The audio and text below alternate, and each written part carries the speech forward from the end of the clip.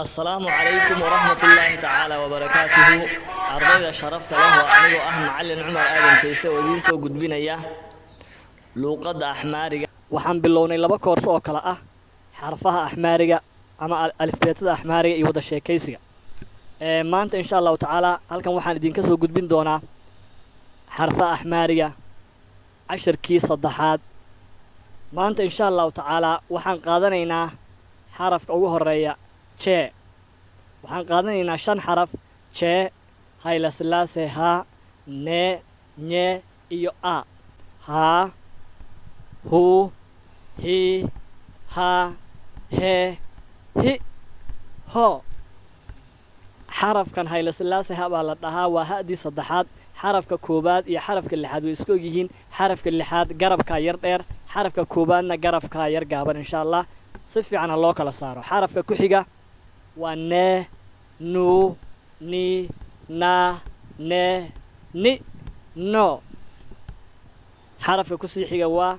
nye nyu nyi nya nye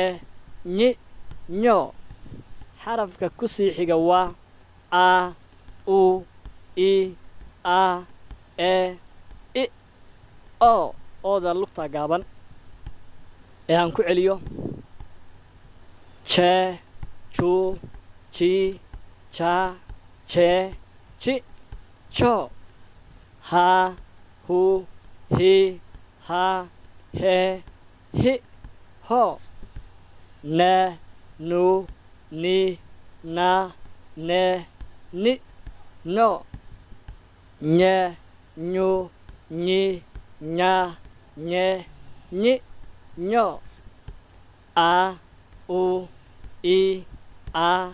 e i o marka haddaad nagu cusubtihiin subscribe saara like share gareeya insha Allah casharaduna taxanay noqon doonaan alifbeetada axmaariga insha Allah waan dhameyn doonaa naqtiin baan ku sameyn doonaa saa daraadeed asxaabtiin la wadaaga la waa walaalkiin macallintaysa oo idin leh wabillahi tawfiiq وصلى الله على نبينا محمد وعلى آله وصحبه وسلم السلام عليكم ورحمة الله تعالى وبركاته.